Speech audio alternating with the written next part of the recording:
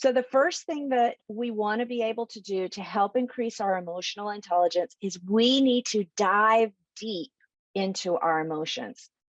And that's a very uncomfortable thing for a lot of individuals. We don't want to dive deep into our emotions.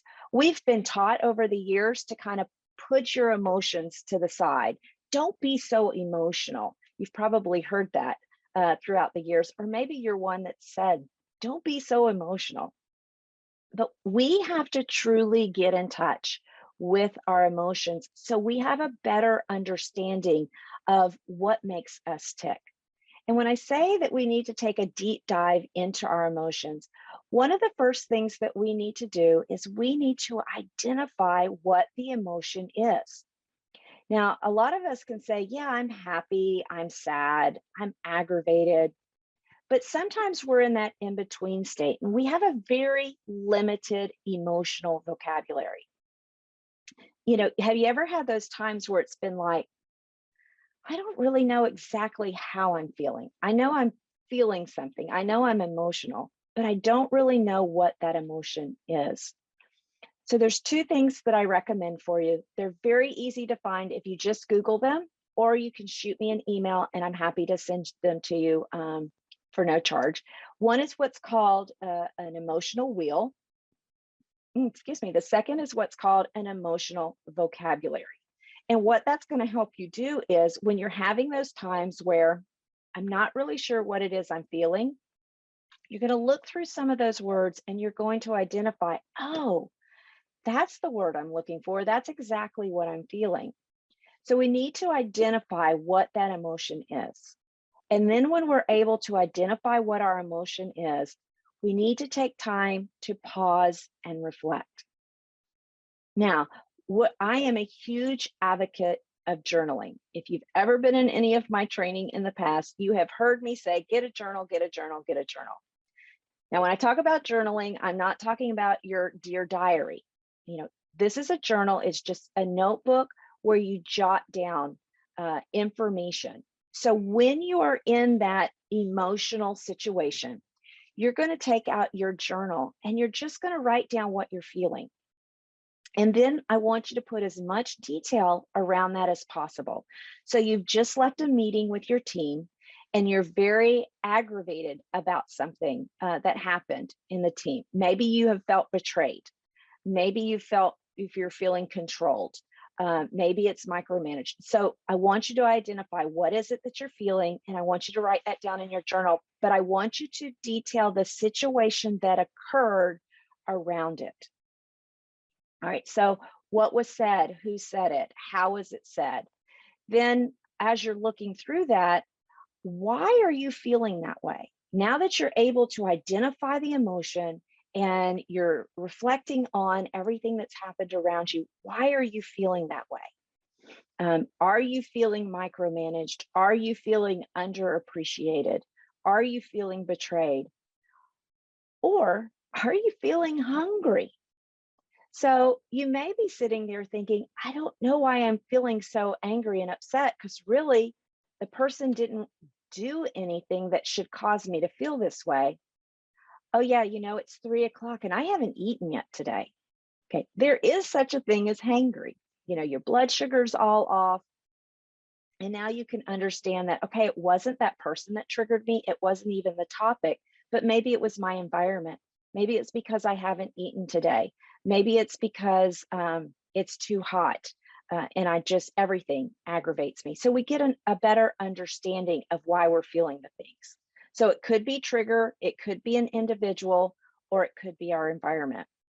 And then once we're able to do that and really get a better understanding of our feelings, we're able to move forward in how we're going to process through those. So get a journal, please. So the next thing you're going to do is you're going to ask for feedback, right? So research has shown us that if you ask individuals how self-aware they are, 85% of individuals are going to say they are very self-aware people. Most of you might say, I'm pretty self-aware myself. I get it. But research is showing us that really only 15 of us are actually self-aware. So how are we going to find out more about ourselves? We're going to ask for feedback. So the first thing I want you to do is I want you to find trusted colleagues and not or and family members. Trusted colleagues and family members where you can sit down and begin to ask them very specific questions about how you display your emotions. In this situation, how do I present myself? And so you want to choose colleagues that are in those meetings with you or on your team that really see you interact with people on a regular basis. And you're going to ask them, okay, in this meeting, what did you notice? And be very specific. Don't just ask, am I an emotional person?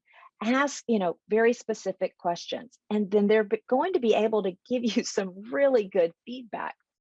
I was with a business colleague last week out in California, and we were doing something, and I don't even remember what was said, but it was definitely something that bowed.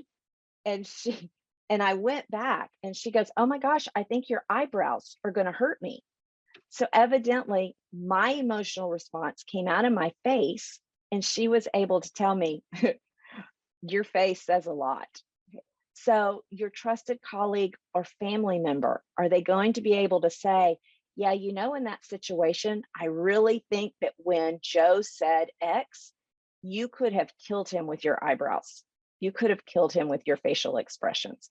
So we think that we're doing well controlling ourselves, and people on the outside see something very different. Now, the key here is you have to give them permission to be honest with you. You have to tell them, I'm really working on self-awareness. I'm really working on my emotional intelligence, and I need you to be honest with me. I need you to, this is helping me. This is not hurting me. And when you do, you have to practice active listening. When somebody starts to tell you, what they're noticing about you, you can't come out with, yeah, but, and try to defend yourself. I really don't do that, or that was a special situation. You have to practice active listening. So you need to sit there and be quiet as they're talking to you. You need to say sentences like, can you tell me more about that? Or, and what else might someone be hearing from my facial expressions? So asking questions to get them to give you a little bit more information. But as soon as you start defending yourself, the conversation's over. They're going to be like, what, you really don't want to hear, so why am I saying this? So find trusted colleagues and family members, be very specific about the information that you're looking for, and then practice that active listening.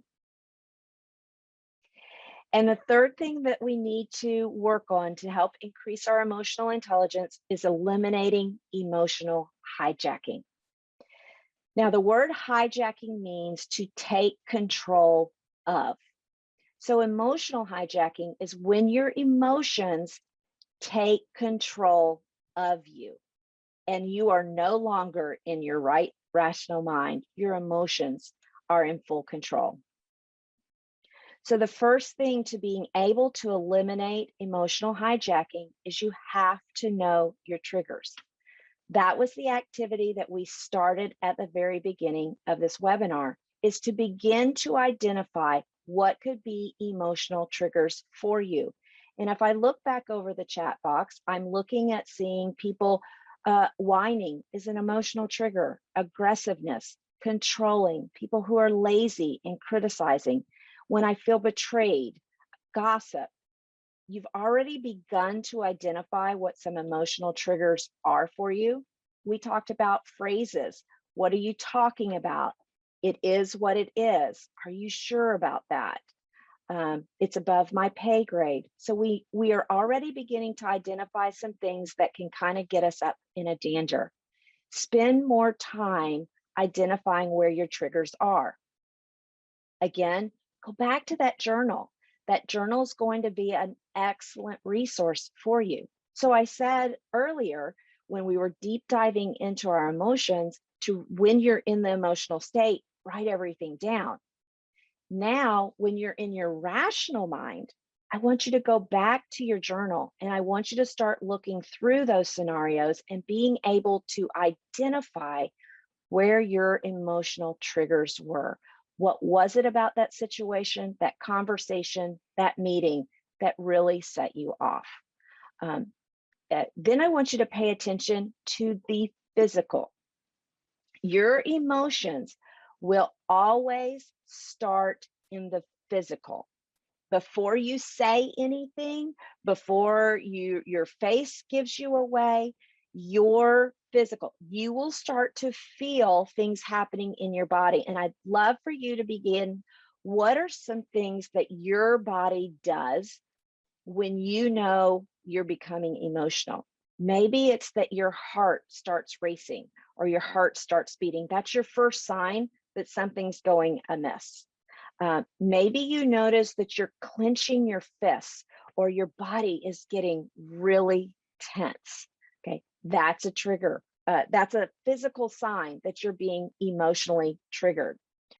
So begin to look at the physical, and we need to, again, be able to be very self-aware. We're identifying that because that's going to be a giveaway for you.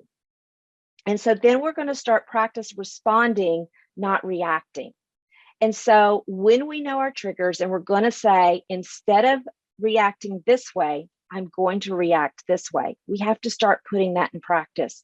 And what that looks like is we have to do what's called pattern interrupt. So, you know, Amy that's living there, right? That trigger helps.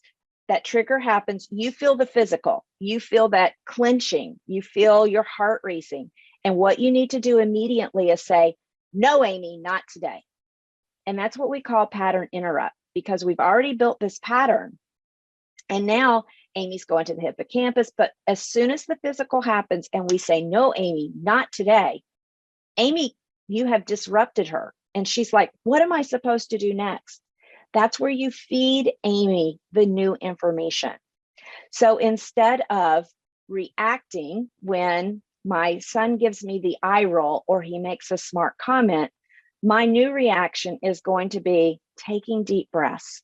I'm going to take some deep breaths and I'm going to allow that information to kind of pass through, and I'm not going to make a physical reaction to it. I'm not going to make a comment back. I'm not going to yell. If I am going to make a comment, it's a planned comment. So no, Amy, not today. And now I have a planned comment, but we can only plan those comments when we're in our rational mind. So you have to do it ahead of time. If you know Joe is one of your triggers because he's constantly controlling, then when you go into that meeting with Joe, you are going to pre-plan how you're going to react in certain situations. And we have to practice this. I wish I could tell you it's a magic pill. I wish I could tell you it's a one and done, but it's not. You have built these pathways over a lifetime, and now you're trying to rewire them. Rewiring them takes a lot of time as well. To rewire those pathways, you're going to have to repeat them over and over and over again. But you have to know what your trigger is. You have to identify the physical that's going to happen. And then when you're in your rational state and you've gone back through your journal and you've looked and you've said, okay, next time I'm going to do X instead of Y, you have to practice it over and over and over. You got to have that confrontation with your teenager. You're going to practice that before you go into the meeting. You're just not going to do it on the fly. You know, going into a team meeting and you know there's a person that whines all the time or a person that complains all the time and that just grates you, you've already pre-planned what your reaction is going to be in that situation. So when we put those all together to increase your emotional intelligence, we're going to deep dive into our emotions, really be able to identify them. We're going to ask for feedback from other people so we become more self-aware of what we're doing. And then we're going to eliminate the emotional hijacking. We are not going to allow our emotions to take over our body. We are going to be in control of that by knowing what sets us off, by paying attention to the physical reactions in our body, and then practice responding and not reacting.